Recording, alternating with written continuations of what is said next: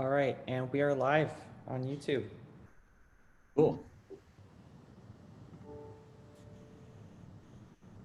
Nobel Prize for Thomas. Yep, it's all you. Go for it, Eric. Oh, okay. Welcome back, everyone. Good to see you all. I don't know if you know, I'm on the West Coast, and so it's sort of early. Sorry about the yellow hue. The sun is still coming up. This is the second day to the week-long conference, virtual conference, Sustainable Infrastructure and the Gigaton Challenge. My name is Eric Bedell, and I'm the president of the American Energy Society. And I'm pleased to welcome you back. In case you missed it, or in case any of you need a refresher, there were many highlights yesterday, the first day of the conference. We had three primary speakers. Secretary Stephen Chu gave us. Hold on.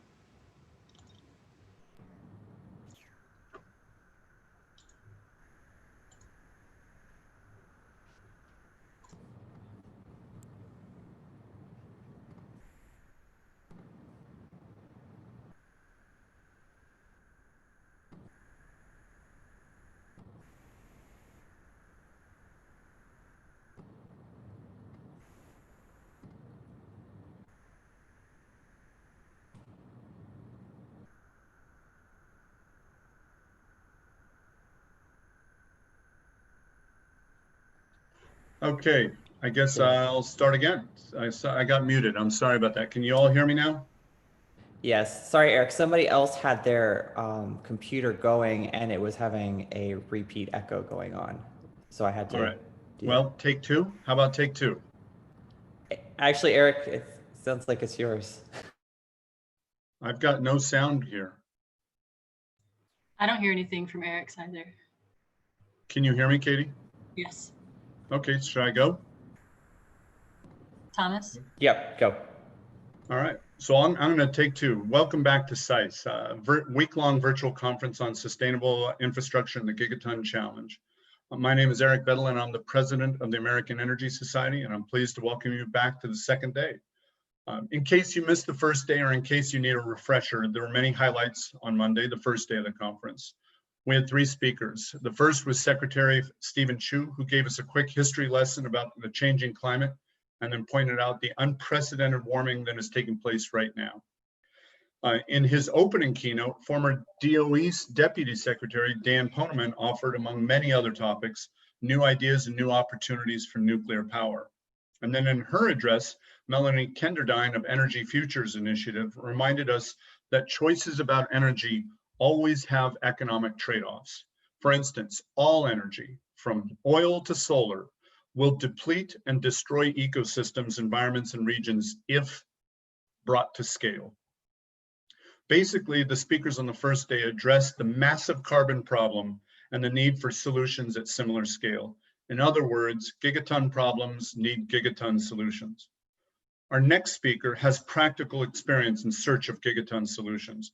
To understand the changes he seeks, I'd like to provide a bit of background. A case can be made that the electricity grid is at the center of the Gigaton Challenge.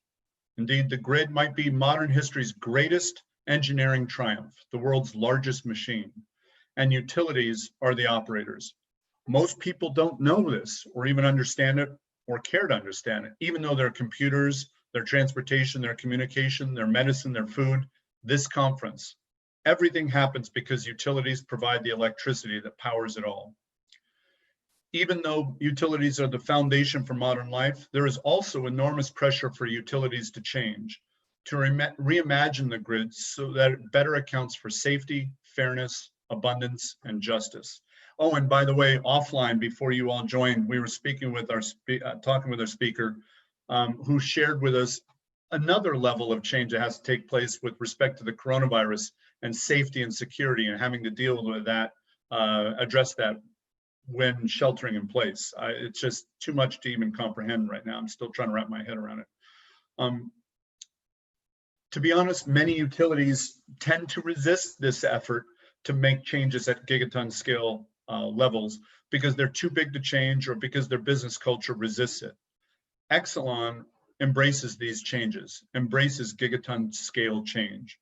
Exelon is one of the largest electric companies in the world. It provides power to more than 10 million people in Illinois, Pennsylvania, Maryland, Delaware, New Jersey, and Washington, D.C. In fact, many of you are probably watching this conference right now using the electricity that's provided by Exelon. It has the capacity to generate about 35,000 megawatts of electricity, though, Chris, I'm sure you might update that. And Exelon is at the forefront of the utility sector, leading, adapting, shifting, reinventing itself as a solutions-oriented first mover. And by the way, all you fellows, I just learned this morning when I woke up, the first email that I read, that Exelon is also sponsoring the SISE Fellowship Achievement Awards to recognize fellows who have pursued or shown interest in the mapping project and how it might relate to the gigaton scale solutions. So fellows, we'll be circling back on that, but we're grateful for the generosity and the kindness of Exelon and in support of that mapping project and all you fellows, and we'll explain more about that later. All this is to say that our next speaker, Chris Gould, is ideal for this conference. Chris is the Senior Vice President of Corporate Strategy and the Chief Innovation Officer, which means he is the architecting a vision of the energy future. And if that isn't enough, Chris is also the Chief Sustainability Officer, driving Exelon's climate change initiatives and commitments to reducing greenhouse gases. Chris will be taking questions at the end, which is a good thing, Chris, because I've already got quite a few myself, but I'll take those offline. We want to make sure the fellows get their shot. Chris, we'll turn it over to you. Thank you very much for being here. Okay, wonderful. Thank you, Eric, for such a warm welcome and an introduction about Exelon and myself. Appreciate the opportunity to be here, everybody. Fantastic conference and effort, mapping and everything that's happening. So really appreciate it and very proud to be here with you today and to be a sponsor. So with that, I'm going to, as Eric said, walk you through a bit of a personal experience that is the backstop to the matters that Eric raised around the gigaton challenges and just sort of what it means for me, and then talk about it more broadly about what needs to be done and how some of these solutions may come into play. So I will share my screen now, and hopefully you will all see what I see. And with that, I will begin. So what you see here, as I said, starting with a personal account here of what climate change means to me, are my three children. My wife and I are very proud parents of Zachary, Maya, and Addie. And like most parents, we dream of them enjoying a world that is at least as wonderful and as the one we have experienced. And we hope that they all have the opportunities to prosper and even more. We know they face certain challenges like we have, but their future is at risk in a way unlike anything we have experienced. And that risk is climate change. Like you all probably want to leave your families, communities, and the planet with a brighter future than the one that we were given. And unless we address the issue of climate change head on, our children's future will be very different than the one our parents gave us. Recently, the UN IPCC issued another sobering report about climate change. And although this report and similar reports are full of data and scientific facts that are very informative and meaningful to this discussion, it can be a bit difficult for the average person to really appreciate the impact of the changes that are occurring. And so I want to share with you some pictures that might help with that. I'm going to help you try to imagine these changes by sharing a trip that I took last spring. I had the incredible experience of visiting Antarctica. There's nothing quite like seeing and experiencing a place so different that it gives the term climate meaning and the idea of change real substance. In the middle is my 83-year-old father. It was on his bucket list to visit all 7 continents, and my brother and I were game to be his traveling companions on this adventure. And even though I hadn't consciously made it a bucket list goal, I've had the opportunity to visit 6 continents, and this would certainly be my chance to do 7.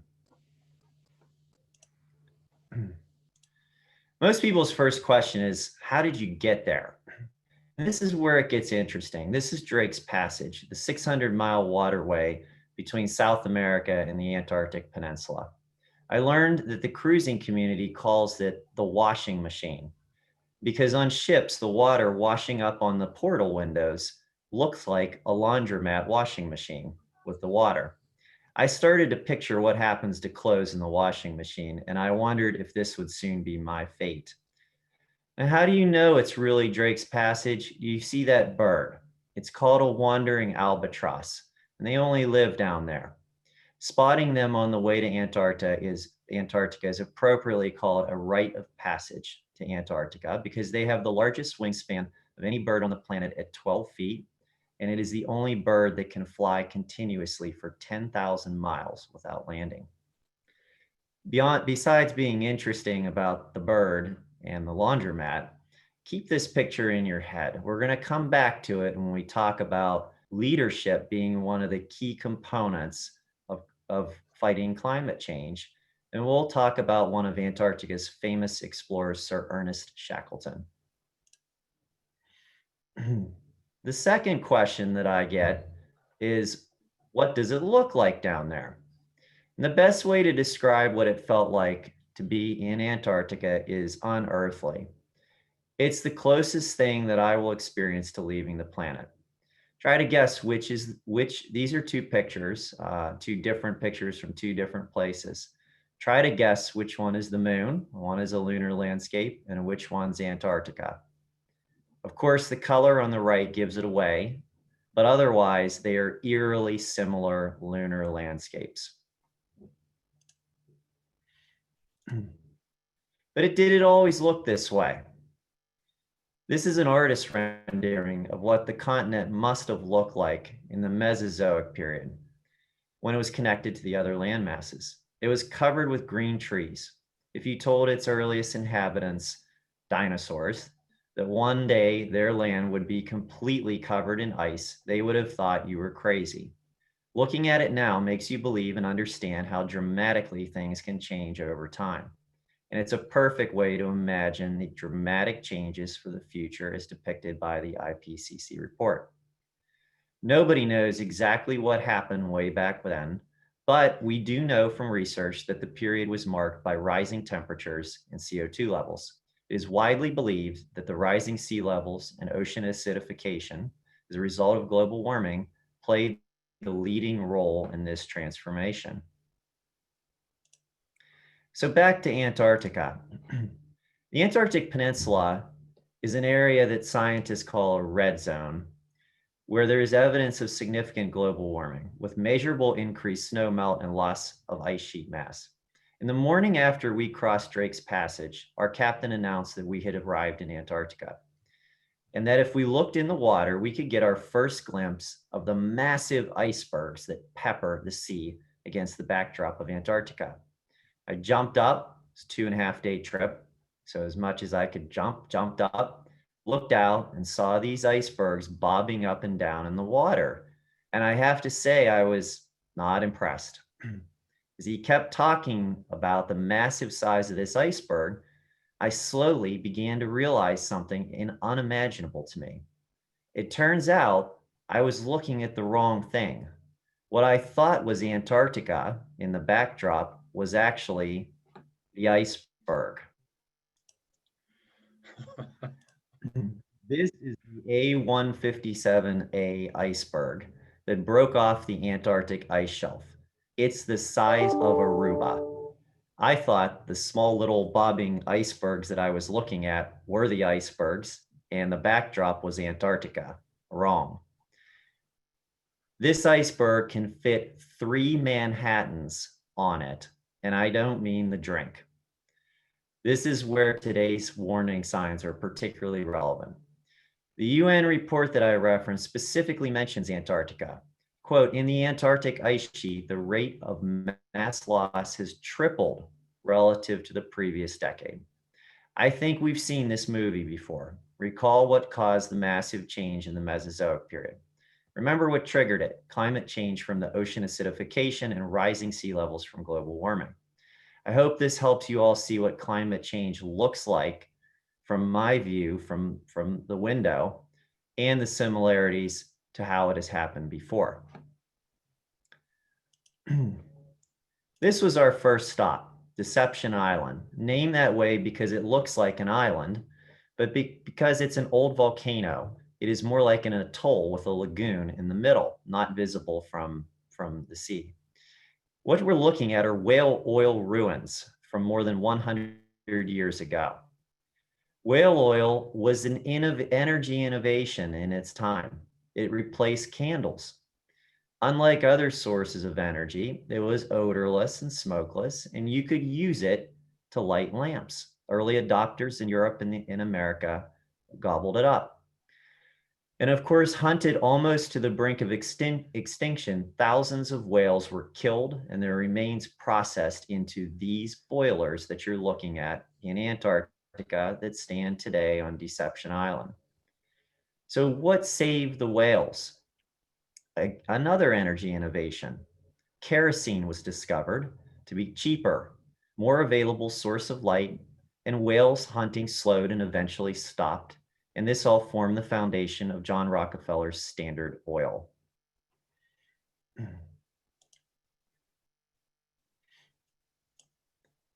And so that was the story of whales and how energy innovation saved them. This is the story of why we need to innovate now. Unless we take action, the evidence shows that we can expect continued rise in temperature, the red line. What the Paris Agreement is trying to do is stop and limit that rise to 2 degrees Celsius, the blue line, to avoid the most catastrophic outcomes of climate change. What the background shows is the growing implications of not doing so. Drought and flooding, wildfires, polar vortexes. It's increasingly about the extremes. And this is where, if that is why we need to innovate, this is where we need to innovate. We know what we have to do to limit our temperature rise to 2 degrees Celsius. We need to essentially eliminate greenhouse gas emissions from all major segments of the US economy, including from sources associated with transportation, industry, agriculture, and commercial and residential buildings, energy usage. That's right, just about all of it. Global greenhouse gas emissions need to be at or around net zero by 2050 in order to halt climate change and achieve the goals outlined in the Paris Agreement.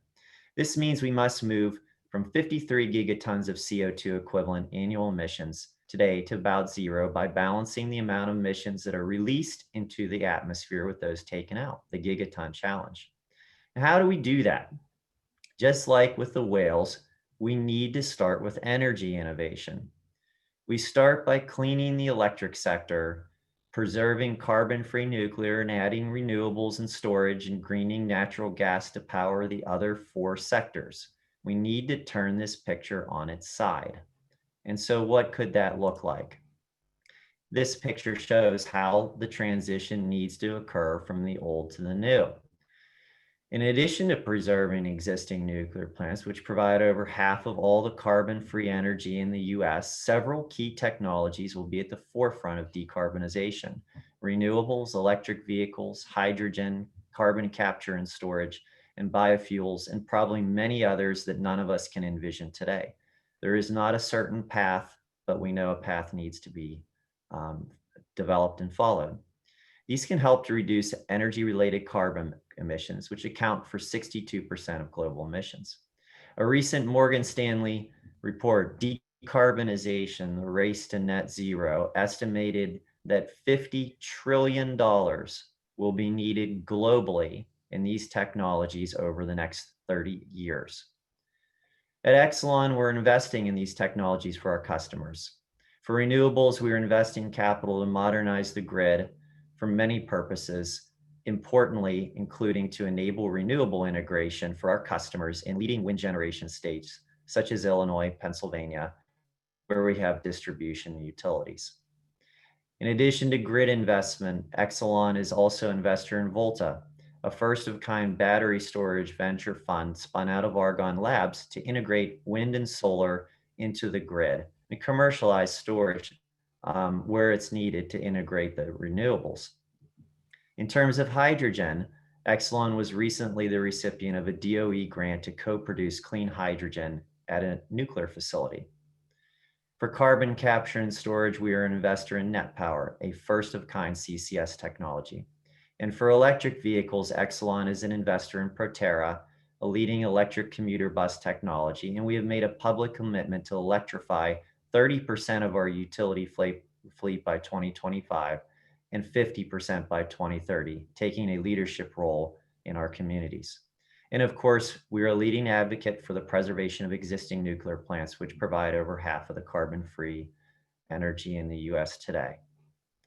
So when we talk about leadership and what is needed, we talk and think about how do we innovate? If that was the why and the where, how?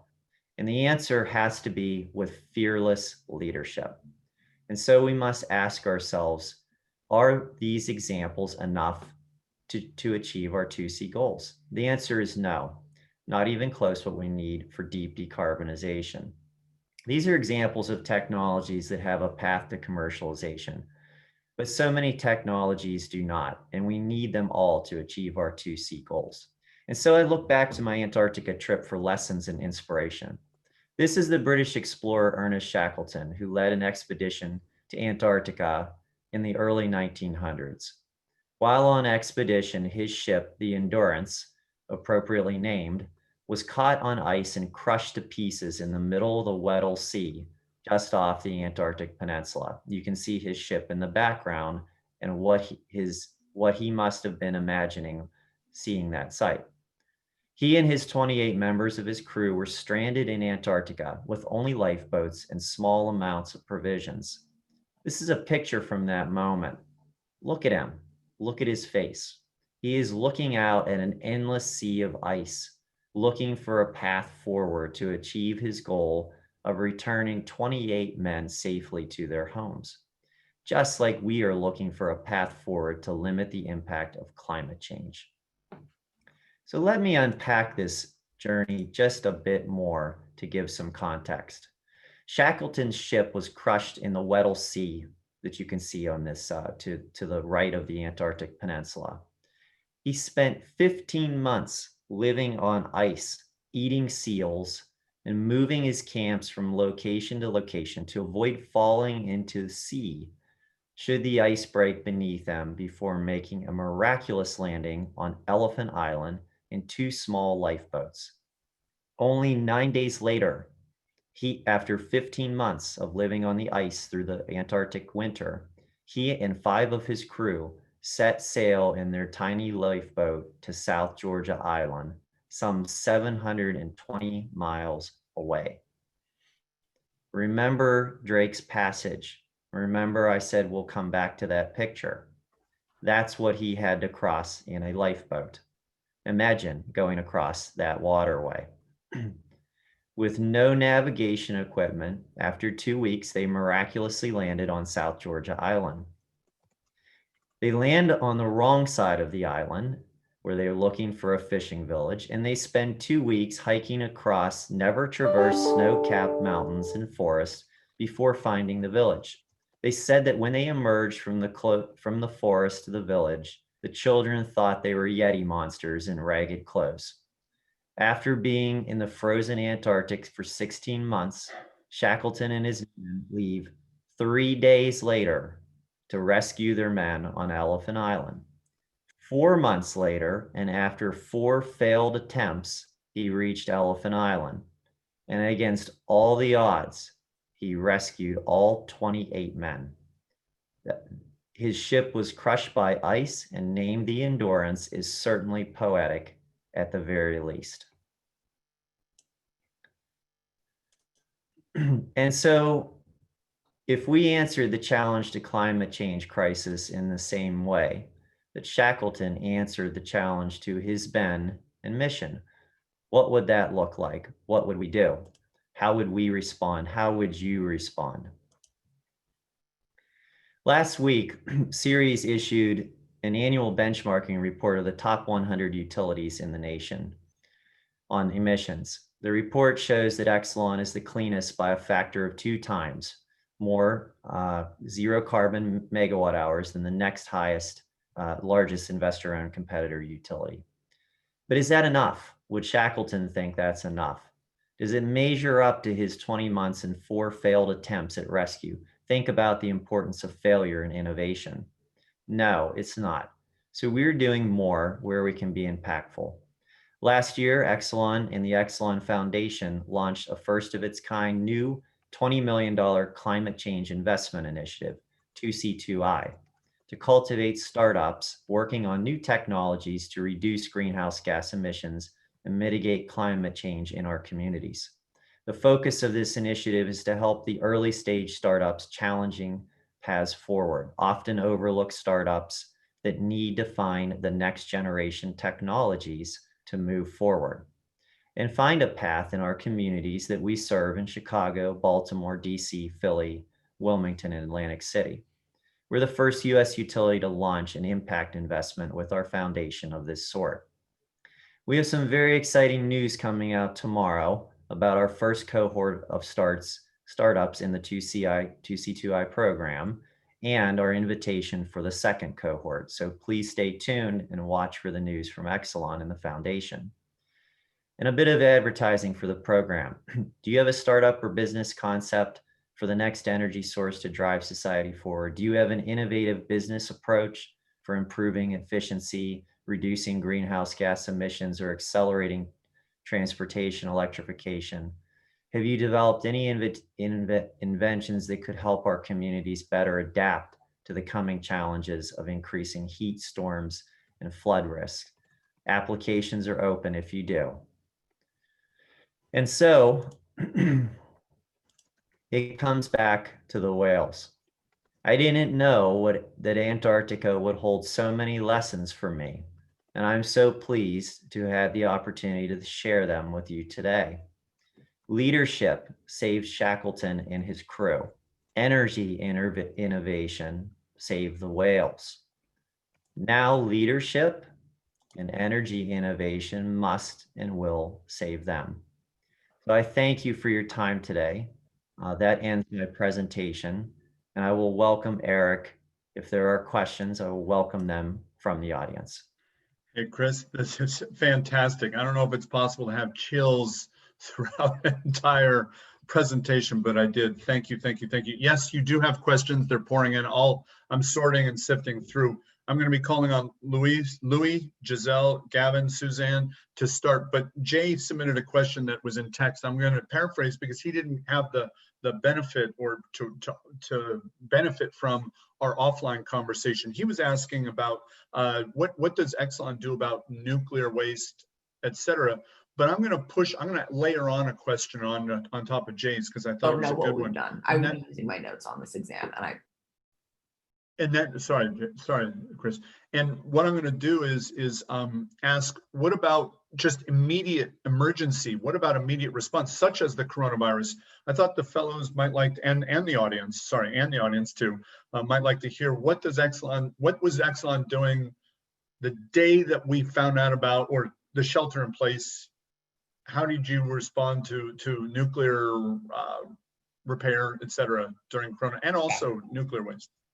Yeah, so as I was remarking before with this group, I am lucky. We are all lucky and blessed to be have an amazing group of individuals and leaders at Exelon and in the nuclear industry at large, who have been safely operating these plants for decades. And as you can imagine, nothing changed. In fact, these are exactly the type of people that you want during a crisis. The industry is infamous for preparing and drills and prepare, and prepare more.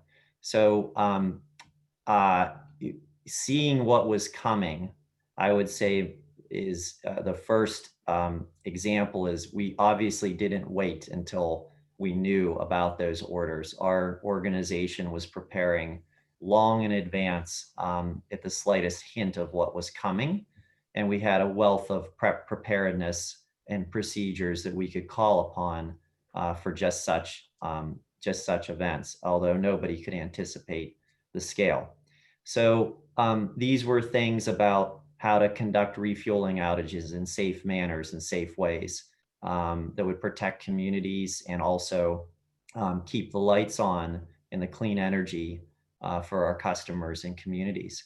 And so I think it's a matter of, you know, an industry and a company that is well positioned and well prepared for such events.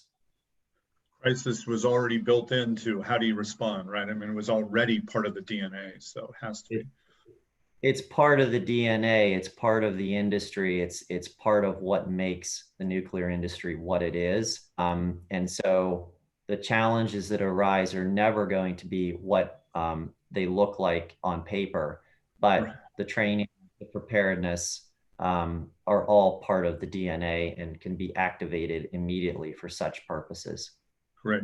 Giselle, let's go to Giselle, and then we're going to do Gavin too, and then Luis.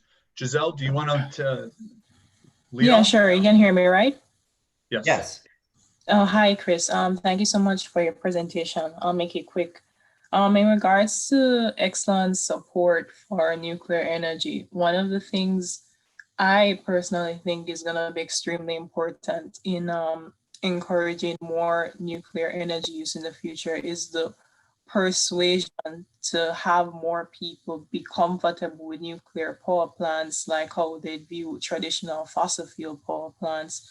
So one of the things I was wondering is, what is Exxon doing in terms of the necessary marketing or communication strategy to address the misunderstanding and the fear surrounding nuclear power plants that will eventually need to change at some point in the future? And regarding the nuclear waste comment from Jay, how do you think we need to move forward to address the ways in which many places just simply seek to avoid having nuclear waste stored away in their natural reserves? All right. Great questions. Thank you so much. So, you know, in terms of the future with nuclear, you know, there are many next generation nuclear is, you know, being developed by national labs and private investors at this particular point. And Exelon's playing a role in, you know, staying close to that technology on many levels. But in terms of existing nuclear, we have advocacy positions about the need for nuclear to be part of the solution, given what I've talked about, it being providing over 50% of the carbon-free energy in the United States. So we have many different communication channels around nuclear advocacy, whether they be you know, advocacy in Washington or our state and local levels, and direct communication with customers and communities in our neighborhoods and such. And our employees are also very passionate. We have something called Nuclear Matters, and we have very much embraced the idea of having this whole discussion about nuclear and its role its important role in the future. So it's a great question, and we have many channels that we try to get that message across. And in terms of nuclear waste, you know, it immediately goes discussions about Yucca Mountain and, you know, the federal government and what needs to happen in order to store waste on a larger level. And, you know, we welcome that discussion as well. We're proponents of a solution for that. Until then, we all know that the waste is safely stored today. And so this is like any other matter, we need to continue to advocate for a solution that accommodates all needs and concerns. Giselle, thanks for that was a pragmatic, practical question. Love it. Gavin, do you want to get yours out there?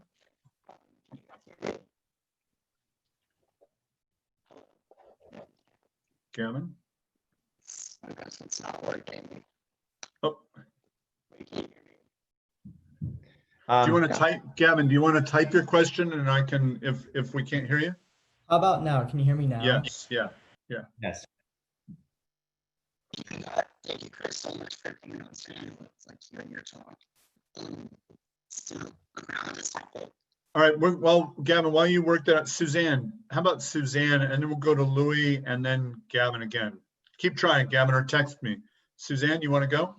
Yeah, sure. Hi, Chris. Thank you very much for your talk. It was very well built. It was almost a lesson in public speaking. Thank you very much. I was wondering when you mentioned the program that you have to invest in new technologies, the 2C, 2I program, and you mentioned the investment in reducing greenhouse gases emissions. I was interested to know if you're also investing in carbon capture technologies. And then Nathaniel shared a paper with us that mentions the plan to build a carbon capture pilot project in Texas. Could you talk more about that project to us, and if there are other initiatives, maybe at the university level and research level, initiatives that are being funded by Exelon as well? Yeah, sure. Thank you for the question. So yes, that just like some context for the answer first. You know, I made reference to it in the, and thank you for your compliment, by the way. I made reference in several points about how the path to decarbonization is going to need to evolve, right? You know, that they're going to have to be, with the challenge laid out of decarbonizing essentially the economy. Obviously, we're going to have to look at a lot of different technologies to do that, particularly when you start looking post 2030 towards this 2050 goal, where you start to kind of some of the existing limitations. There are a lot of technologies that are under development. I mentioned new nuclear. I meant, you know, carbon capture and storage, as you have asked about, and all the way through. Those are big, sort of centralized, you know, power production type facilities, all the way through, you know, distributed energy sources such as solar or things like that, through customer oriented solutions that help customers reduce demand and such. So the context and point being that we, like any company, like any researcher or institution in this space, need to have a broad net that we look at, you know, where we think opportunity may exist. So in this particular instance, on carbon capture and storage, that's correct. We have a pilot program, pilot facility in Texas called Net Power. That's a next generation carbon capture storage technology that we think is promising. You know, it was something that we developed in a consortium that really came off the drawing boards in basic research and development, and we have helped to bring it to commercialization, and are hoping to be able to have that pilot completed here in the very near future. If it's successful, it will be able to you know, capture carbon in a way that can be productive for other downstream you know, needs like enhanced oil recovery or other types of materials and things of that nature, where we can capture carbon and repurpose and use it. And potentially that can be part of a solution as well, not just nationally, but globally in other countries that are trying different, you know, paths forward as well. So yes, that is something that we are invested in. And likewise, we have the program that I mentioned is one of many ways. The 2C2I program is really focused on solutions that are specific to our communities and our cities. And it's an impact investment in terms of putting criteria forth to invest in the very earliest startups that are often overlooked. And as I said in my talk, it's going to take much more. It's going to take leadership. And so we're trying to lean in and find the very earliest technologies and innovations where our help can be impactful to that startup at a very early stage in many ways, with a particular focus on our communities. And so the stories to be told, I said, we're gonna have an announcement about that first cohort tomorrow. I hope you'll look at, and then we'll be inviting others for the next cohort. So thank you for your question. By the way, there's more questions. Chris, we're coming out with a list of all incubators and accelerators in the United States, top 500. We got to find out the 2C2I cohort. We got to make sure those 6 are in there. So Katie will probably be circling back with someone, because this has got to be celebrated. That's fantastic. I'm gonna speak for Gavin, because Gavin had a great question. And Gavin, I can't believe you had a problem with your audio. Who's ever heard of such a thing on video chat, right? Geez. Gavin's question, actually, I'm gonna paraphrase Gavin. Gavin had enormous respect and appreciation for your presentation, what you do. And it sounds to me, he's saying, Chris, how do we make sure you have authority, ability to move Exelon? He trusts you. Do you have the ability to shift this, to change this, the course of this ship? Because Exelon's big. He trusts you. Okay, good. Well, if you trust me, trust that I trust Exelon. So would be my first answer to that. First of all, thank you for your trust. This is, you know, part of the reason why I prepare such a talk is to share it and make sure that people understand, you know, where I'm coming from on a personal level. So, and I can assure you that that is the message that I take into Exelon in my work. So there is a, you know, complete alignment in terms of what I'm talking about and what I'm trying to accomplish with what the company's trying to accomplish. And, you know, you can see that, you know, for instance, the initiative that I just spoke of didn't exist over a year ago. It didn't exist. And so I was able to, with my colleagues, you know, think of this, you know, new thing, right? You know, impact investing and, you know, kind of looking at these risky early stage startups and, you know, bringing that forward to our leadership team and asking and recommending and asking for the opportunity to go forward with such an initiative. You know, there are lots of reasons why a Fortune 100 company may not do that, that you may suspect, you know, underlying your question, but they did, but we did. And so I would, you know, rather than just, you know, sort of talk about it, I would, you know, I would point to and invite others to look at the evidence that it is change, and it is exactly what our company is about. And you know, the launch of this initiative and where we're going with it is just one of, you know, many things. We talked about advocacy for clean energy and, you know, what it means for our customers and communities in the nation and the planet at large. So you know, this is I'm very proud to work for the company because I think our interests are completely aligned, and progress is being made in that regard. Thank you. Karen, I think I'm pronouncing your name right. I'm so sorry, Karen. Karen had an early question. I want to make sure we circle back. Karen? Yeah, hi. Thank you so much for your talk. I was really interested in what you were saying about the sort of leadership that we need to address climate change. And I appreciate like Exelon's efforts as far as the 2C2I program goes, and like internal efforts to make those sort of moves to combat climate change.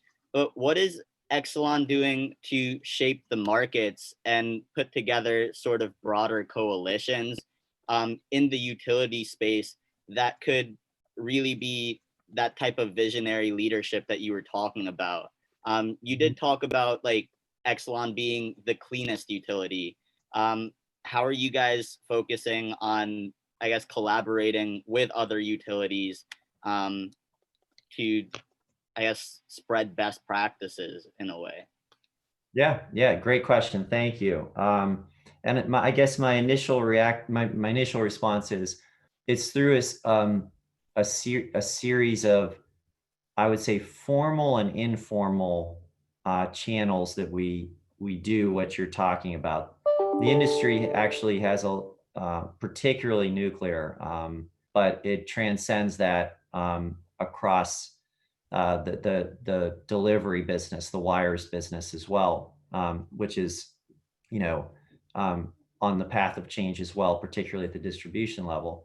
The industry has many different forums, coalitions that are out there for just that discussion that are formalized. And I'll talk about them first and then maybe talk about the informal coalition. So EEI, the Edison Electric Institute, is one of probably the most prominent example. It's a coalition of all the electric utilities. Our CEO was the standing chair of EEI for the last term. There's a series of initiatives that come at the forefront for the industry to tackle.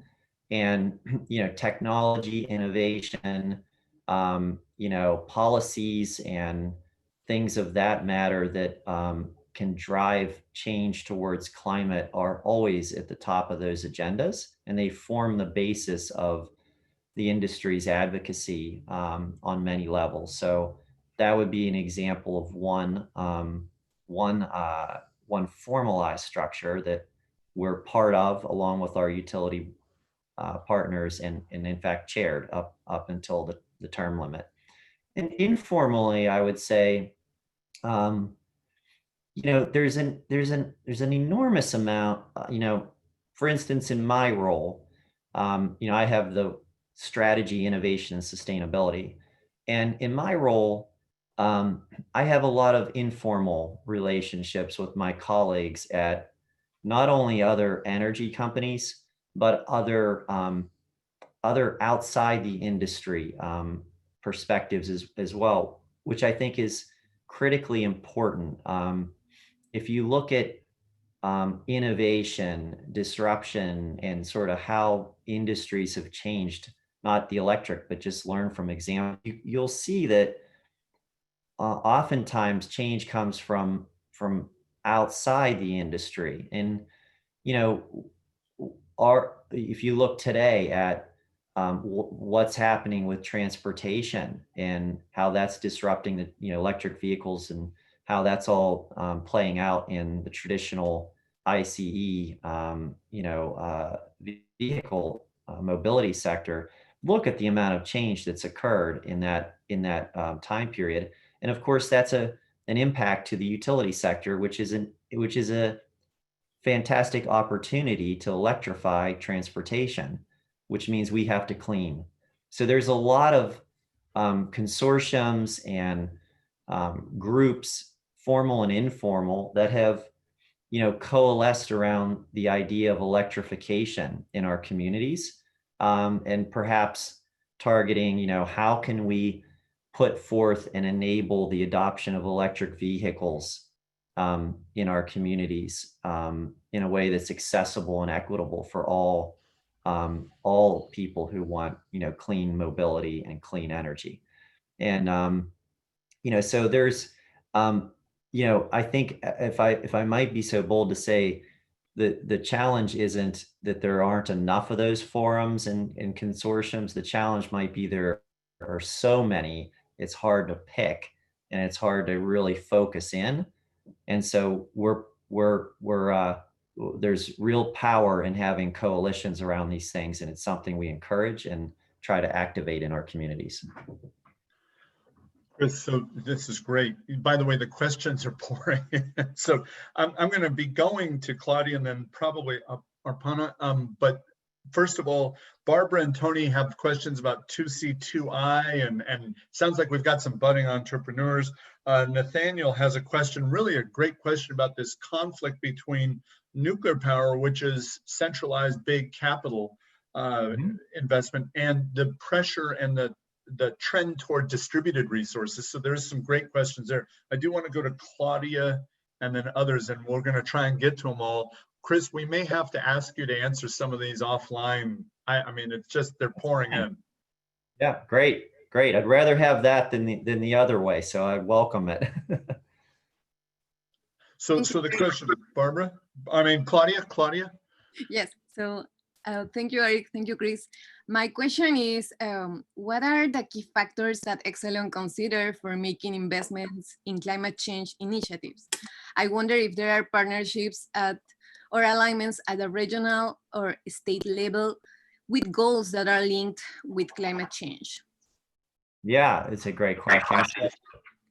I'll answer it, from the perspective of, let me talk about the 2C2I program, and then I'll just talk about, which is obviously a program within the broader business context of Exelon. The 2C2I program, because of its philanthropic nature from the foundation, is deliberately and specifically aligned and targeting the goals of the cities that we serve, sustainability goals. So if you Google up and look at, Chicago or Washington, DC, they have climate action plans and sustainability reports that document where they have gone out and surveyed all of the representation of the communities within their city limits and in rural surrounding communities, and said, what is important to you in terms of mitigation and adaptation to climate change? It's not one or the other, it's both. And have represented those needs from across their society in the cities in those documents, and have very, very transparent and explicit goals around what they're trying to achieve. And 2C2I is targeting those goals, not the goals of our company or our commercial interests, but the goals of our company. And that's the of the cities. And that's the nature of philanthropic work is, we understand we want healthy communities. It's healthy communities, climate resistant communities are part of what's integral to our success as well. So that's why we have those partnerships and we have those direction to solve those particular challenges. But that also reflects on the broader, larger investment theses of Exelon and the billions of dollars that we invest in the grid to help enable the technologies that our cities and communities have identified as important to them. So for instance, if it's solar, right, there are investments that, whether it be centralized, community, large scale, utility scale, community, or distributed, the grid needs to change. The distribution grid, the transmission grid needs to change in order to be able to accommodate those needs of our customers. And we invest in those needs to enable those goals to happen. So it's not there are many ways that we go about doing that, many different vehicles, if you will, to help enable that. But it all gets back to being responsive to what our customers need, and as how it's represented by our cities. Yeah, it sounds, by the way, I'm going to probably go to Luis next. He had a question, but before we do, Chris, you mentioned, it sounds to me that the grid or the transmission grid really needs some innovation, right? It sounds like it needs to be upgraded so it can account for distributed community utility scale. Just out of curiosity, we had a project, the fellows had a project. What region that Exelon serves, I'm not going to ask you to throw someone under the bus, but what region tends to be more innovative, so that if Exelon throws out an innovation out there, which region in your service network says, we're interested? Okay, so I'll give you an answer you probably won't like, because I won't necessarily pick one, but what I will say is it greatly depends on what the innovation is and how it aligns with what the communities and customers want. So for instance, we have customers in, Atlantic City is one of the areas that, as you might suspect, due to, the abundance of solar, opportunity capture there, where distributed solar has been of interest. There's incentives and there's the opportunity for that sort of a resource, and innovations around how to make that happen are, welcome by the communities in those areas. Other jurisdictions have interest in wind. If you're in the upper Midwest and you're, ComEd, where it's a wind-rich region. I mentioned that Illinois is one of the leaders, top 5 or at least top 10, I know, in terms of wind generation. So if the Atlantic City example is distributed, and it means the distribution grid investment and change needs to occur. The ones in Northern Illinois that are next to large scale wind resources, transmission needs to be enabled to get that into the market. So it really depends what and where. And it is an excellent question because it illustrates, kind of how the industry needs to change in a much more surgical way than just, 100 years ago, when it was all about, centralized power plant distribution system, push the megawatts through the pipe to the customer. It's now about the customer and the energy source sort of on a platform for exchange of value, and how and what that is matters greatly on where you are, and therefore what resources are available, what customer interests exist. And that is the core of why, as an industry and as a company, you see us talking about customer-centric solutions, because it is not a given what the customer wants now. It has to be very specific to customer needs, depending on where you are. Wow. So the marketing gets more complicated too. Louis, I know I mentioned you next, but Louis, I'm so sorry. Can we Aparna, do you mind jumping in on your question? I think it's related to what Chris was just saying. Aparna, Louis, I'm sorry, Louis. Okay. Yeah, hi. Oh, I'm sorry, I wasn't listening. No, go ahead. Go ahead. Aparna? Was it me? Okay. So hi, I just wanted to say thank you for coming. And my question was, do you think that the United States could, as like a country, could be a leading force in like world energy conservation, or do you see individuals and private companies as more of paving the way to like a cleaner and better world? Yeah, great question. Great question. Thank you. Thanks for having me. I think that in many regards, both sort of occurring at the same time. And it's not an either or. So, when you ask a question about conservation, it gets to the leadership that this country has in terms of tech enabling technologies. An example of what you're talking about, 5, 10 years ago, whatever have you, we were at the beginning of everybody having a personal computer in their pocket that you could go look and control the energy consumption and modify, your home with sensors, and the cost of sensors have dramatically fallen. The cost of data has dramatically fallen, and the ability to utilize that with your phone and mobile device has enabled the ability for customers to have much, much more control over their energy consumption, understand their usage patterns. Instead of leaving your house and leaving your thermostat on a particular setting because you can't change it from away, we all know we can do that now.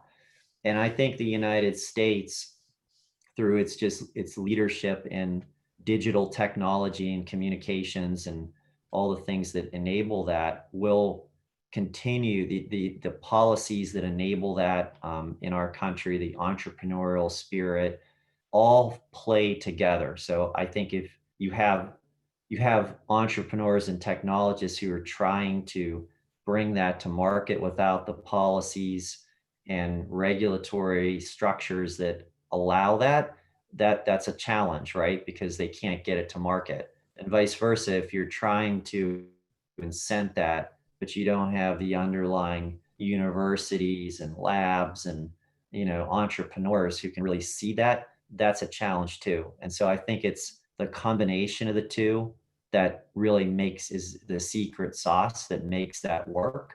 And I think we do have a leadership role in that regard. I know the energy efficiency is a critical piece of what needs to happen. So I'm really glad you asked the question. A lot of times it gets kind of put aside to the larger, where are we going to get power from? But the question of how do we conserve the power, think about what I talked about in the presentation was we need to, our best and quickest chance to get to these goals is to decarbonize electricity and use it for these other purposes like transportation, agriculture, industry.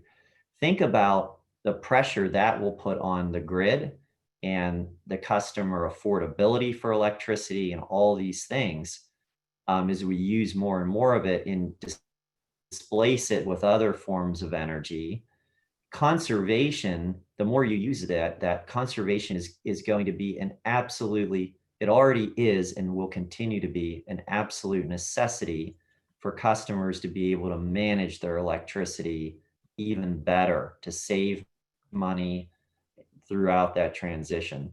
Our utilities, to answer corporate, I can speak to our utilities, I think fairly representative of the industry is focused on this, but our utilities have some of the leading energy efficiency programs in the country where we've invested significant amounts to help customers enable that future throughout this transition. And if you're not doing that, I think there will be at some point a challenge to, can we actually accomplish this? So hand in hand with this transition, and we need to have that leadership role.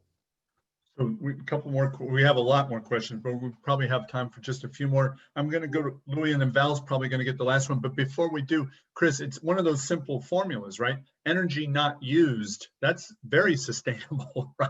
It's that classic question. Aparna, good question. Let's go to Louis and then Val. Be ready, Val. I think and then I really want to try to get Ifeani, but Louis. Hello, thank you. Can you guys hear me? All right. Yeah. Yes, thank you so much. Sincerely, thank you on behalf of the fellows and all the listeners. Thank you for being here. We really appreciate your time. I had a few questions, but I'll save them. One was about fearless leadership. Another was about which innovation you think needs to be focused on most. But I think most important to the fellows, the question that I have is, what are the largest challenges you believe the Midwest has to face in becoming increasingly sustainable regarding clean energy? The Midwest specific. So, I think the Midwest, when, if you kind of tee off the geography and the localized, the concept that we talked about a bit earlier with the prior questions around, it really matters where. It's not, kind of the old model of, push the power out and it's all the same. It's, power and energy and delivery are becoming very, local and specialized in many regards. You look at the Midwest and, you immediately, at least from the upper Midwest, as where I live and where our utilities are, I think you think about, two things come to mind, and they're not by any means all of them. So I'll just talk about two that I think are highly relevant, because again, I think it's going to take kind of an all of the above approach to get where we need.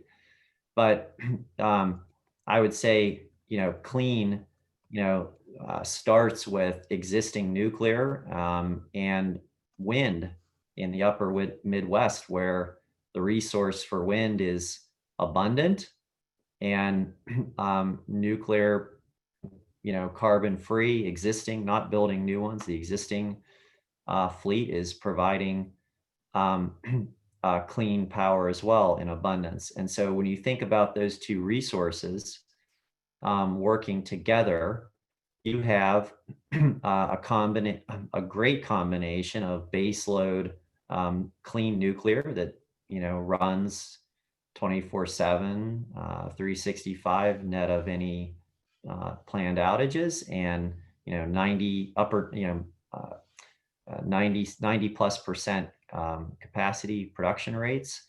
And you have wind that's intermittent, but nonetheless impactful, particularly at the scale that it's been built in the upper Midwest. And so you have a great combination there, and a great opportunity for the Midwest to continue to demonstrate leadership in clean technologies. And so I think it's going to be, what's going to continue to drive that is, as I've mentioned, investment in transmission and distribution systems that are going to help bring those megawatt hours to market for customers. And, things like energy storage are, your question around what is, I don't know that I wish I were smart enough to know which one is the one to pay the most attention to. But as I've said, the scale and size of the challenge is so large, it's hard to kind of rule anything out. So, but certainly one that tends to rise to the top is battery energy storage. And I think in that regard, if you have this intermittent resource that's clean working with this baseload resource that's clean, and you have a transmission and distribution system that's been invested in, I think the idea of having storage to help the wind balance in the grid and, be able to store it and transmit and distribute when energy is most valuable to customers, I think is a key innovation and technology that's going to have to play a role in places like that, and play a role in other places that have different resource mixes like solar. But again, it's about, in many ways, like society in general, like taking advantage of what resources and opportunities do you have kind of in your backyard, and how do you leverage them to the extent that you can, such that society benefits. Chris, we're going to go to, thank you. Val, do you want to take a shot at this? And Shreya, I'm going to try and get you in because you have a great, tough question. Sorry, Chris, we're holding back on a tough one for you coming up. But okay. Yeah, hi. Thank you so much for taking the time to share your insights with all of us. It was absolutely fascinating learning about your travels. Just had a quick question. I'm particularly interested in public policy, and I noticed that Amy Heldman had asked a question that kind of piqued my interest. And I was wondering if you could maybe articulate a little bit more on the various public policies and public policy work that Exelon has engaged with. I know you're based somewhat in the DC area, so just out of curiosity, what programs you're supporting or different things like that. Yeah, I think, sure. So again, policy advocacy is the sector. It's a great question because the energy, particularly the utility sector, the transmission and distribution utilities are regulated entities, right? They're earn regulated rates of return because they're the sole source of delivering energy in communities. Where the states that we happen to operate and have our business in are deregulated on the power generation side. So, and it's a patchwork across the US. If you know this, I apologize, but it's a little more than a third, I believe, of the states are deregulated on power generation, and the other bunch are fully regulated, meaning both the wires and the power generation are regulated. So they earn their returns not in a competitive market, but in a regulated construct. And so a lot of our advocacy spans both sides of our business in terms, and I think what we always put at the center of our advocacy as a principle for which we build upon is customer benefit and societal benefit. You know, are we doing and advocating for things that are in the best interest of our customers and communities? Customer meaning, you know, cost, affordability, reliability, the hallmarks of industry, and then societally, things like we're talking about now, greenhouse gases, security, you know, things of that nature. And so one thing we advocate heavily on, because we're in deregulated power markets, are for instance, our nuclear plants. You know, you know, we don't have a federal price on carbon that embeds the value of carbon emission reductions into energy prices in deregulated power markets. And so having power plants that are operating and producing over half of the carbon-free power that aren't, that attribute of being carbon-free isn't recognized in the competitive market, is something that we advocate to change, such that these resources, along with any other carbon resources, are given the value of that attribute, not just nuclear, but any solar, wind, any other resource that has that attribute, we believe should be compensated for it, and such that it's incentivized to be in the market for these societal purposes. And then, you know, on the distribution, the regulated utility side, it's, you know, again, very much the same sort of message, but just in the context of, you know, what do we understand? We talked about efficiency, and, you know, how should efficiency programs be designed in ways that deliver the maximum value for our customers, and, you know, those sorts of matters. So, you know, these sorts of conversations happen very much at a local community level, at a state level, all the way up through a federal level, and they're wide and varied in that regard. So we have time for one last question, Chris. By the way, before we do, thank you, Val. Before we do, Louis asked his question about the Midwest, just to set it up, just so you know, Chris, I think he was looking ahead too. Thank you, Louis, very much, because our next speaker this afternoon, to all the fellows who are later today, is the United Nations, and they have identified the Midwest as the key region in the United States and perhaps the world for best practices in terms of the greatest delta between what is possible and where they need to go. So I think he was asking that question, and it looks like Exelon and the United Nations will be, there's a confluence of interests, so it's a good segue. So thank you, Louis, and thank you, Chris. We saved the tough one, I think a tough one. Shreya, you want to take a shot at this one?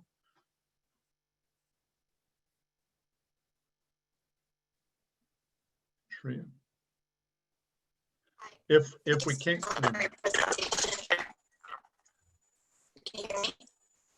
I think I know your question, Shreya. If it doesn't come through, go ahead, try, Shreya, and then I'll summarize.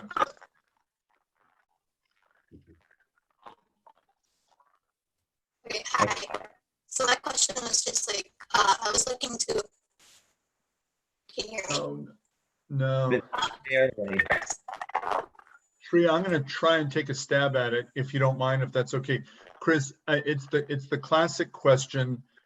Shareholders want profit. Profit is selling more energy. Yeah, okay. You know the question. I mean, Shreya, I'm so sorry, Shreya. I'm going to summarize for you, but it's a great question, Chris. It's that challenge. Yeah.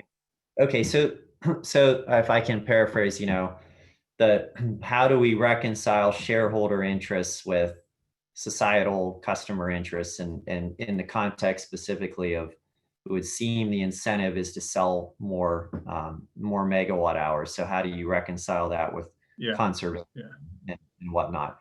So importantly, this gets to Val's question, if I got your name right, previous one, and some of the other ones about efficiency. So first, setting the right policy framework, the regulatory framework that governs, the regulated entities in our utilities is important to answer that question. So the concept of decoupling is very important. So our utilities that we operate are largely decoupled, and the business model, what that means is the business model has changed significantly such that we are no longer it depends on which one you're talking about, and that's the case broadly in the sector. So there's no uniform answer to this, but you can think of it as close as you can in this way. Many utilities are at a minimum neutral shareholder value in terms of delivery of megawatt hours and consumption. So when I started, I've been with the company 20 years ago, we used to talk about, were we going to have a hot summer? Was the demand going to be up? And, what would that mean for earnings and all those sorts of things? We don't talk about that anymore because we may reference it in terms of the system demand, but we don't talk about it in terms of profitability because our profits have been decoupled from volume, in large part. Some of our utilities and other utilities in the country, again, difficult to broad brush this one because it's a patchwork of local regulatory constructs, are actually incentivized to lower demand for customers. So we have, for instance, at ComEd, we have, as an example, and similarly in our other utilities, we can offer rebates on energy efficiency devices and tools for customers, such, light bulbs at the counter when you buy them, or digital thermostats, or whatever the case might be, where we can offer rebates for customers to go out and acquire those tools that they need to be efficient and reach efficiency goals that we have advocated for in our states with the commissions to achieve for the purposes that I've outlined previously, that in this transition, conservation is going to have to be a major component of how we go forward if we're going to enable that future, where, we have the opportunity to earn on those actions. So instead of having a divergence of interest, or at best a neutral interest, we have a completely aligned interest between what the shareholder expectation is and what the customer and the community wants.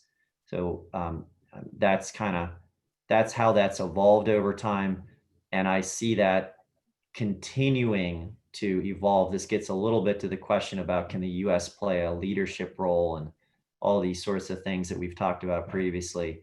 In order for that to happen, those sorts of policies are going to have to continue to be a critical piece of the puzzle going forward.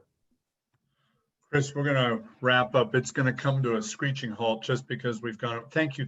There's more questions, by the way, Chris. We'll be sending them offline. Melanie, Ifeanyi, Lewis. There were more questions. And 2C2I, congratulations. And thank you, Chris. We are grateful for the Exelon SISE Fellow Achievement Awards. It's really generous and it's appreciated. We're grateful. Well, thank you. Thank you for the invitation very much.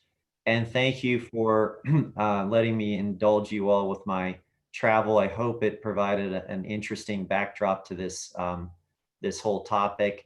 And thank you for your very thoughtful questions and your work that we were happy to sponsor. It's very critical. I mentioned this whole notion of local connectivity and knowing where to go and find startups. And that's, the reason we're so interested in that and developing that ecosystem, in and around our community. So appreciate that. Appreciate your thoughtful questions and the invitation to be with you today. we'll show you their maps. Their maps are amazing. You're going to love it, Chris. It's really impressive. Fellows, you guys knocked it out of the park again. Really, really impressive. All the fellows, truly, really impressive. Chris, thank you. And the audience. Oops. Oh my goodness. We get so caught up. Whoops. Thank you all. Okay. Bye now. Bye-bye.